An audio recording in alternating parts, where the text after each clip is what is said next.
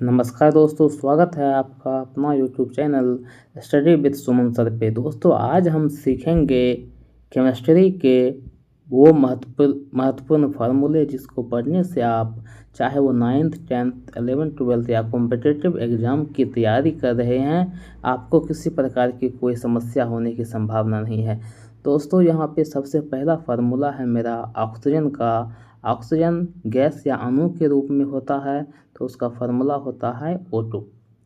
And यदि हम बात करते हैं ऑक्सीजन का परमाणु के रूप में या तत्व के रूप में यदि सूत्र पूछा जाए, संकेत पूछा जाए, तो उसके लिए हम लोग लिखते हैं O।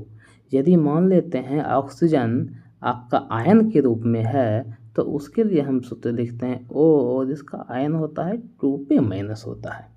तो दोस्तों आगे हम इसी के साथ बढ़ते हैं। आगे सूत्र है कार्बन मोनोऑक्साइड का, जिसका सूत्र होता है यहाँ पर CO। आगे चलते हैं कार्बन डाइऑक्साइड या इसी का दूसरा नाम है शुष्क बर्फ। दोनों का सेम फार्मूला होता है CO2 और यहाँ पर आपका CO2 है। जल का सूत्र होगा आपका H2O और भारी जल का D2O हो गया।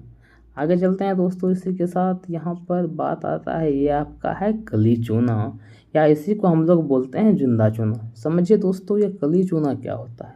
कली चूना जो हमारे मार्केट में किराने की दुकान पे या सीमेंट के दुकान पे जो मिलता है वो होता है कली चूना, जिसका सूत्र होता है CaO। एवं वो चूना जो खैनी खाने वाली दुकान पे जो जो जिसमें पहले से पानी मिक्स किया हुआ रहता है उसे हम लोग बोलते हैं बुझा चूना या बखरा चूना। इसे कुछ इस प्रकार से आप समझ सकते हैं। ये हो गया CaO।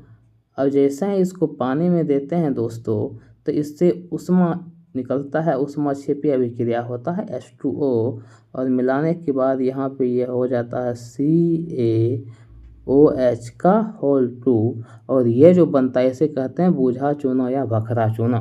तो दोस्तों आपको ये याद रखना है।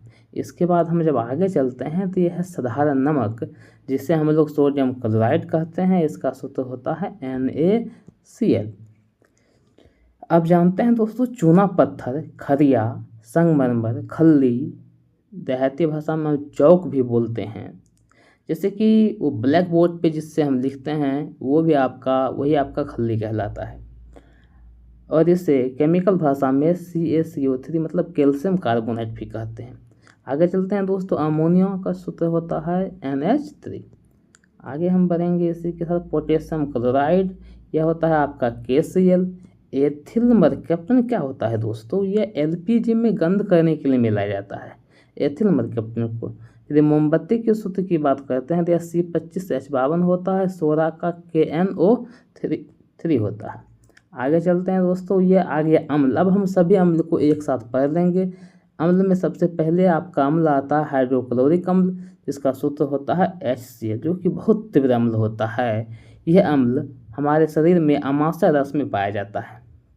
आगे है सल्फ्यूरिक अम्ल, जो कि विभिन्न प्रकार के गाड़ी मोटर के बैटरी में पाया जाता है, इसीलिए इसे हम लोग क्या कहते हैं, बैटरी अम्ल कहते हैं।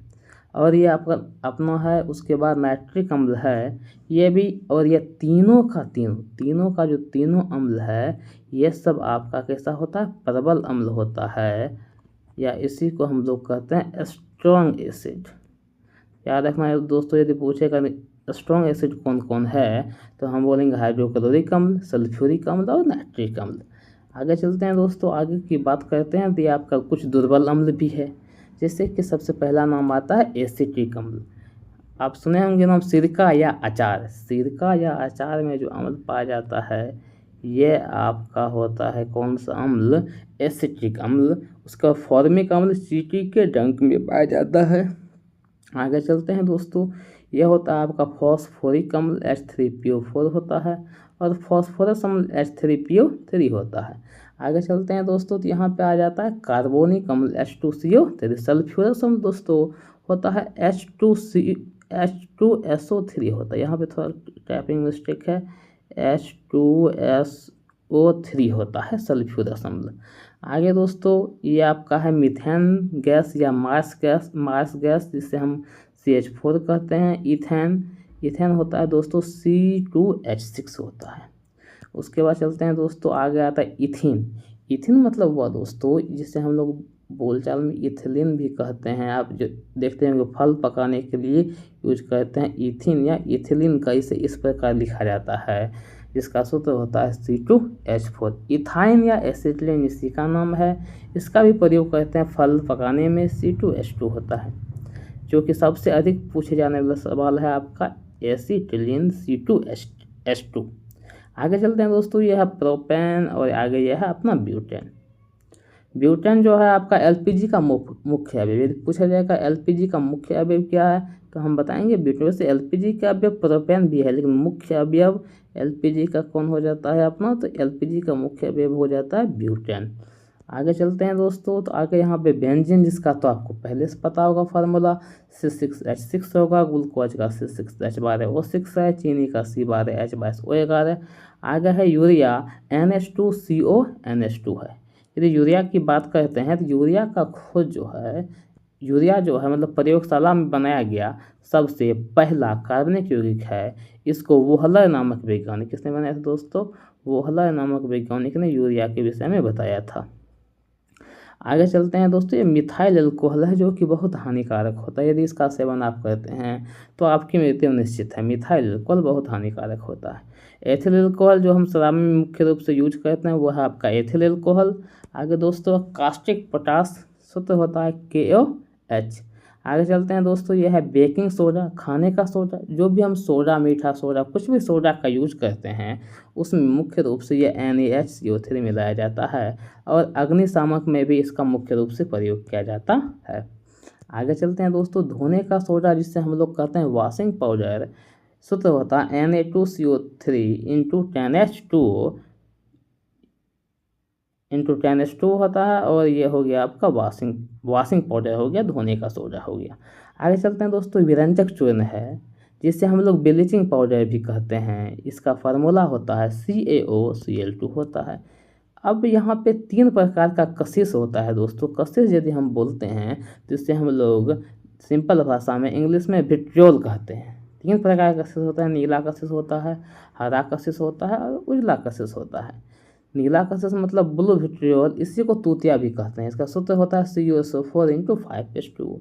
हरा कशिश FeSO4 × 5H2O। और यहाँ पे ये हरा कशिश में FeSO4 × 5 नहीं दोस्तों, 7H2 होता है। यह हो गया 7H2। और यहाँ पर उजला कशिश में भी ZnSO4 × क्या होता है दोस्तों, 7H2O होता है। टाइपिंग मिस्टेक है तो आप लोग इनको समझिएगा। हरा कशिश में FeSO4 × 7H2O और उजला कशिश में भी ZnSO4 × 7H2O होता है, वाइट विट्रियोल होता है। उसका आगे चलते हैं दोस्तों, तो यहाँ पे हम बात करते हैं लाफिंग गैस का। इसका सूत्र होता है N2O। उसके बाद दोस्तों 1-2 सूत्र बच जाता है जिसके विषय में हम आपको बताएंगे। एक आपका जो बचा हुआ सूत्र है वो है आपका जिप्सम। यदि हम जिप्सम की बात करते हैं तो जिप्सम का सूत्र होता है CaSO4 × 2H2O। और एक होता है दोस्तों आपका plaster of Paris. Plaster of Paris का सूत्र होता है CaSO4 और इंटू में होता है यहाँ पे ½ H2 और ये हो गया O। यह होता है आपका प्लास्टर ऑफ पेरिस। तो दोस्तों आपको याद रखना है ये सारे फार्मूले। यदि आपको आगे किसी और टॉपिक पे वीडियो चाहिए तो आप कमेंट बॉक्स में लिख सकते हैं। तब तक के लिए